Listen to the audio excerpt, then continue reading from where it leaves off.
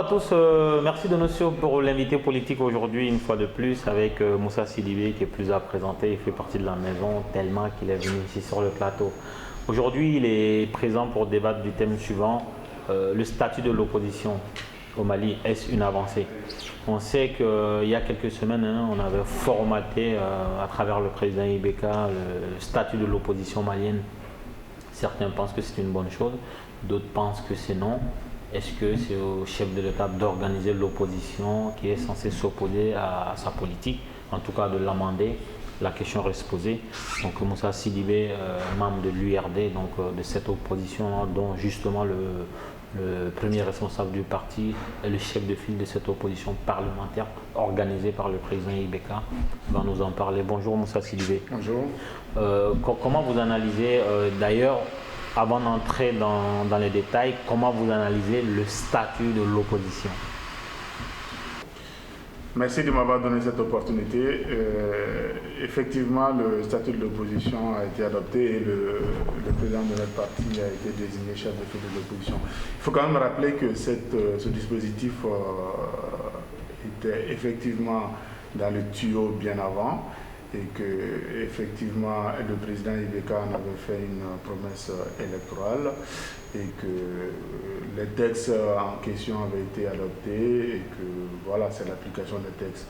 Et pour moi, c'est une application des textes qui a abouti aujourd'hui à la désignation de Soumaïla Cissé comme... Est-ce que ça change quelque chose au paysage de l'opposition parlementaire au Mali?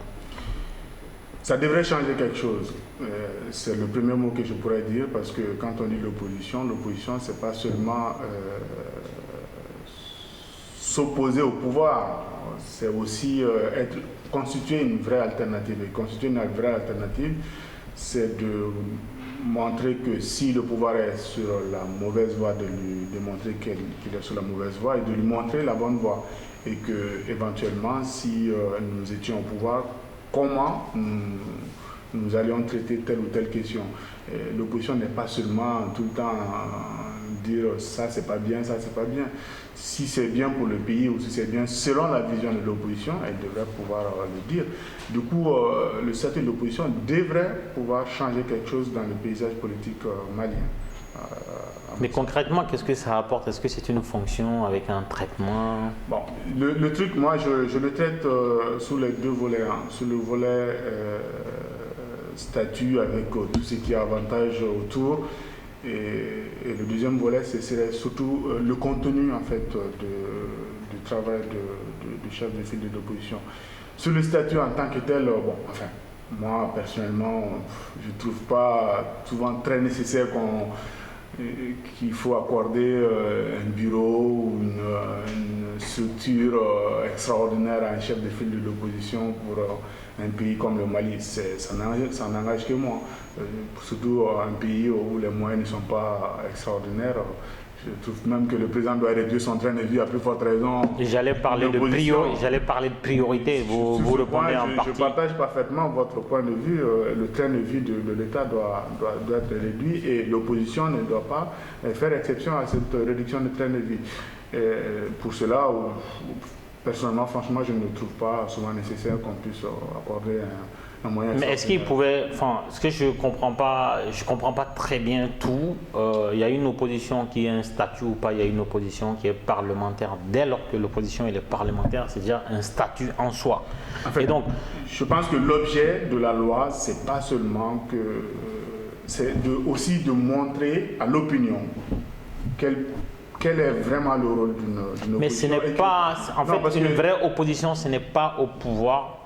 De le montrer, c'est le travail de l'opposition de facto qui montre à la population son importance. Il faut quand même... Et peut-être là où le pouvoir dirigé par Ibeka est gagnant dans cette opération, c'est qu'on avait une opposition quasi amorphe. Parce qu'on n'a jamais, moi, de mémoire de quarantenaire, de même cinquantenaire, un président malien n'a jamais donné autant de la matière à l'opposition pour l'abattre. C'est que si le COPO avait existé en 2015, on serait dans un chaos total. Et donc, cette opposition-là ne parvient pas à expliquer le fond de son opposition à la population. Et donc, le président Ibeka organise cette opposition-là aujourd'hui parce que quand tu offres un bureau, quand tu offres un traitement, certainement un chauffeur, une voiture de fonction, et en fait, il récupère l'opposition, certainement, il va y avoir une opposition au sein de l'opposition pour dénoncer le traitement fait au chef de file. Est-ce que vous êtes pas mêlé un peu les pinceaux Non, je pense que c'est une vision complètement étriquée du dispositif. Et c'est dû un peu au fait que, à l'évolution politique, démocratique de nos pays, effectivement, pour des pays qui sont tout nouvellement démocratiques, c'est pas évident de voir l'opposition dans son rôle. Et l'objectif principal de ce texte, c'est vraiment, en fait, déconstruire ce discours et surtout démontrer que l'opposition a effectivement sa place dans la vie politique du pays. Et c'est pas parce que le pouvoir donne les moyens par l'application d'une loi.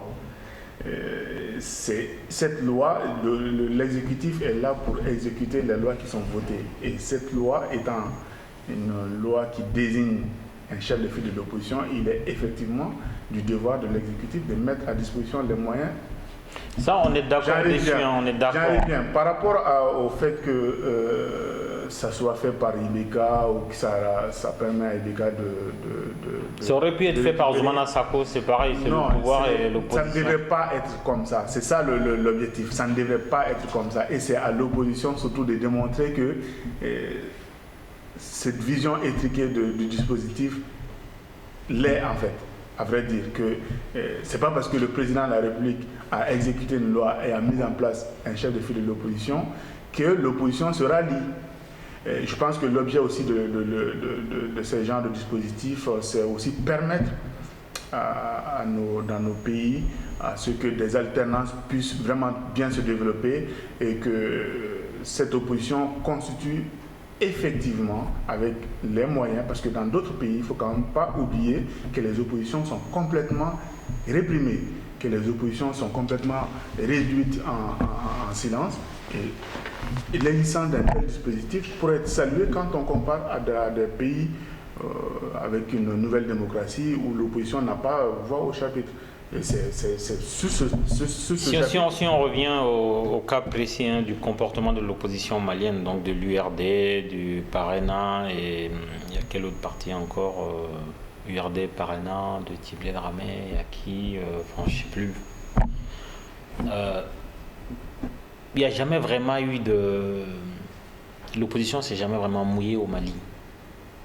C'est-à-dire que ce n'est pas le cas aujourd'hui. Non mais il y a quand même une hiatus entre l'opposition et le pouvoir aujourd'hui, ce qui n'a pas existé pendant longtemps. Entre les opposants et les détenteurs du pouvoir, ça on peut être d'accord. Je parle de l'opposition en tant que mouvement. Est-ce qu'il y a eu, en tant que mouvement politique, est-ce que l'opposition, depuis les 3 premières années du mandat du président Ibeka, cette opposition-là a fait connaître ce qui ne va pas dans le pays, parce que l'opposition n'est pas là pour faire la promo de ce qui va. Quand on dit oui, l'opposition peut féliciter, ça c'est pas son rôle. L'opposition est là pour préparer une alternative, mettre un chaos au pouvoir et prendre sa place. Et donc, est-ce qu'aujourd'hui l'opposition se mouille suffisamment pour alerter la population sur ce qu'elle n'apprécie pas dans la gestion du dossier réconciliation, si dans la gestion d'autres choses? L'opposition se mouille. D'abord, il faut quand même rectifier le discours. L'opposition n'est pas là pour mettre KO quelqu'un pour pouvoir se remettre à sa place. Non, c'est pas comme cela qu'il faut analyser quand même. L'opposition est là parce qu'elle n'a pas été désignée au moment des élections et que son projet social n'a pas été désigné par le pays. Du coup, elle travaille dans l'amélioration de ce projet pour en constituer une vraie alternative à ceux qui sont au pouvoir. Et ceux qui sont au pouvoir, ils ont un projet. Et si ce projet ne répond pas forcément à nos idéaux, et c'est à nous aussi d'apporter les informations à la population pour dire que nous avions telle ou telle solution et nous n'avons pas été désignés. Et si nous sommes désignés pour une prochaine fois, effectivement, ce sont ces alternatives qu'on veut mettre en place. Voilà théoriquement ce qui est quand même le rôle de l'opposition. Pour en venir au fait, l'opposition ne se mouille pas. Bon, enfin, pour moi, ça, c'est des sujets de fait, ce n'est pas vraiment des sujets en termes de conception, de comportement chez nous. Moi, j'analyse depuis quand le pouvoir de IBK qu'il y a un vrai hiatus, qu'il y a une vraie opposition au Mali. Même si, bon... non, mais opposition entre qui c'est ce que j'ai dit au début. L'opposition entre les leaders de l'opposition et parce qu'ils étaient dans la même ruche au sein de l'ADEMA aujourd'hui, ils ne mangent pas dans le même râtelier. L'opposition s'arrête là. Au fond, depuis l'accord de Ouagadougou, ça, on était dans une situation de non-droit. Aujourd'hui, tout ce qui s'est passé... lorsqu'on a accusé la MINUSMA d'avoir tiré par exemple sur des populations à Gao, lorsqu'on a demandé à ce que le Gatia se retire de Ménaka, sachant tout ce qui s'est passé avant que le Gatia prenne position là-bas, qu'est-ce que l'opposition a fait? Est-ce que l'opposition a déjà organisé une manifestation géante à Bamako pour demander de la respectabilité envers les Maliens de la part de la communauté internationale? Est-ce que l'opposition a déjà organisé des manifestations pour dénoncer l'attitude de la communauté internationale, de la MINUSMA? C'est de ça que je veux parler. Il faut faire un hiatus entre tout ce que vous dites là, entre l'opinion, l'opposition et la majorité au pouvoir. Effectivement, l'opposition aurait pu mobiliser l'opinion autour de tout ce que vous êtes en train de dire. Mais le pouvoir non plus ne l'a pas fait. Non, mais on parle là. Tout à l'heure, on parlait du pouvoir. Maintenant, nous parlons de l'opposition.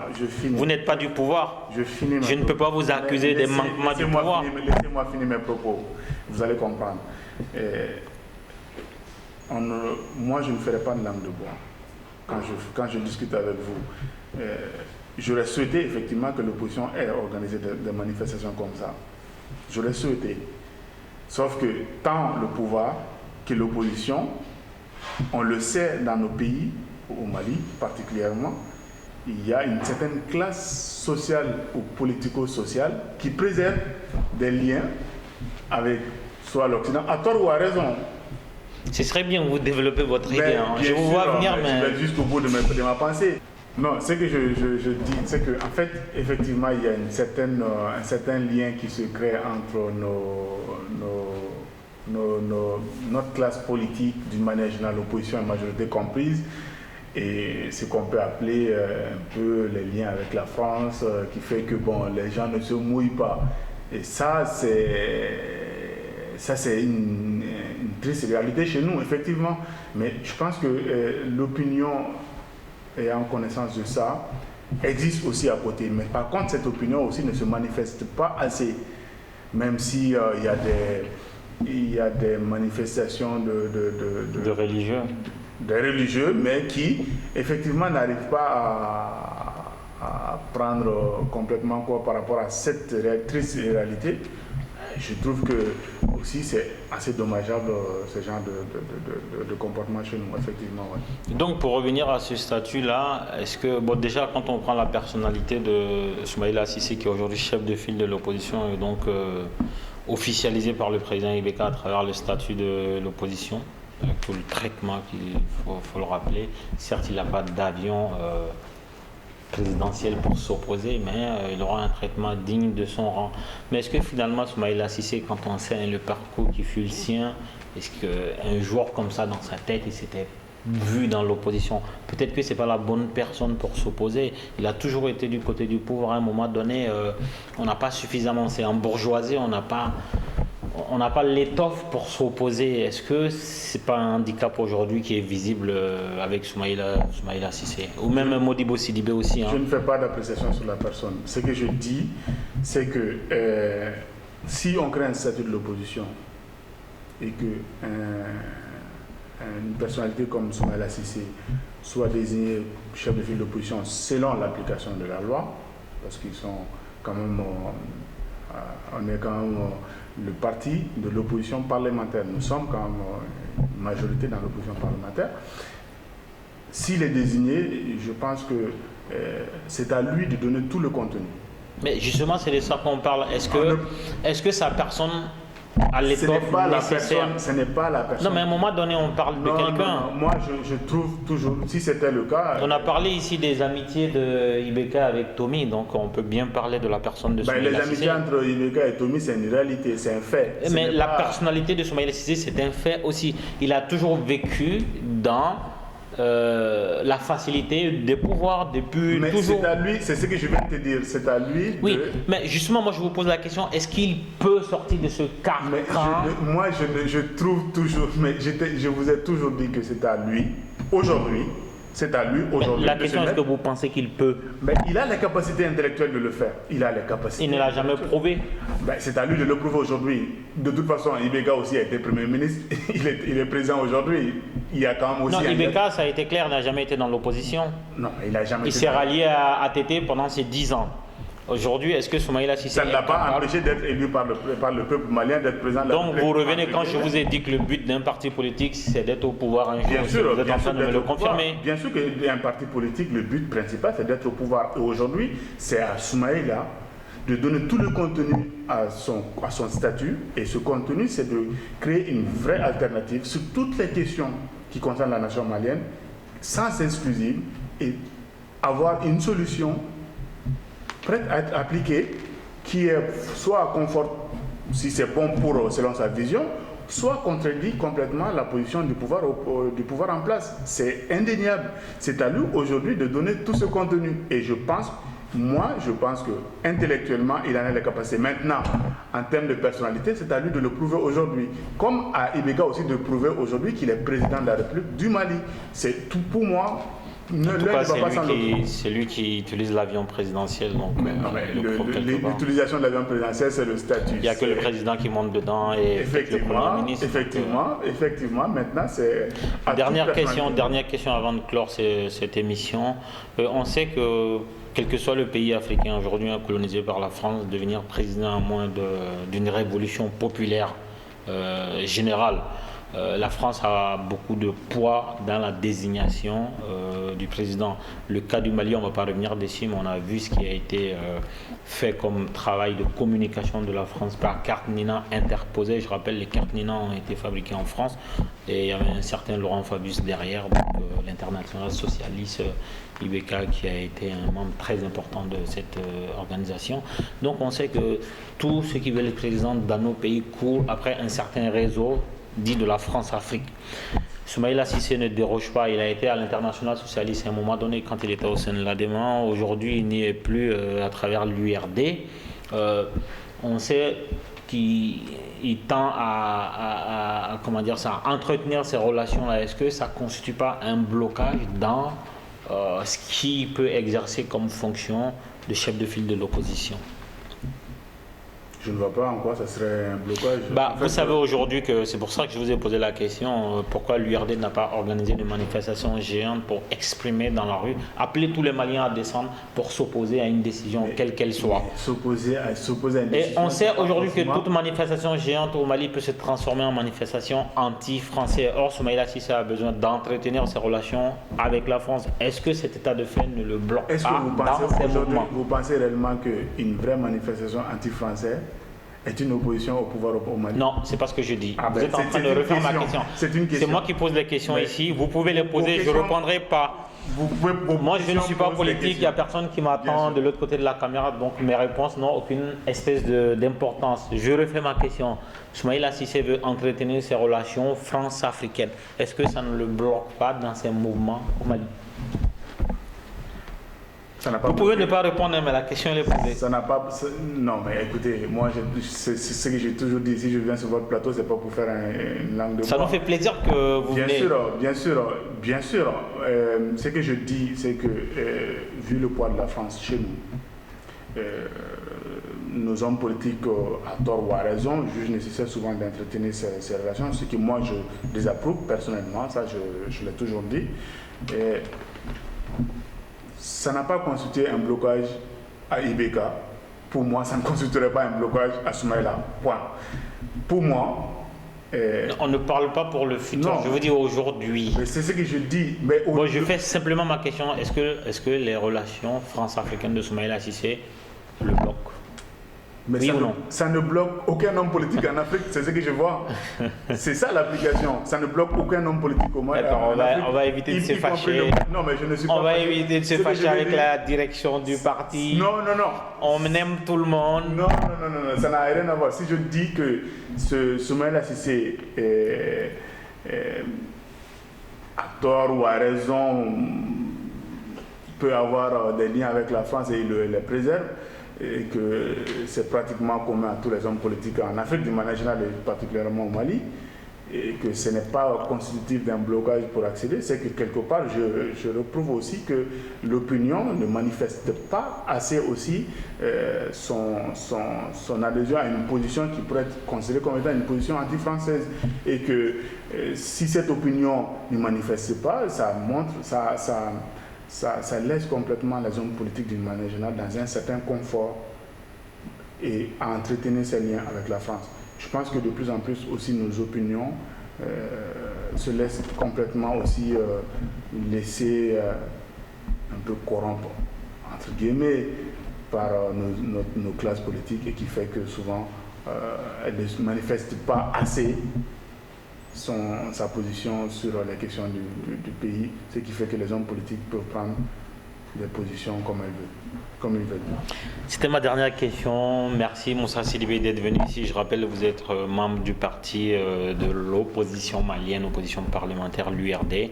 Vous venez régulièrement là. Merci d'être venu une énième fois et on se retrouve la prochaine fois. Merci. Allez.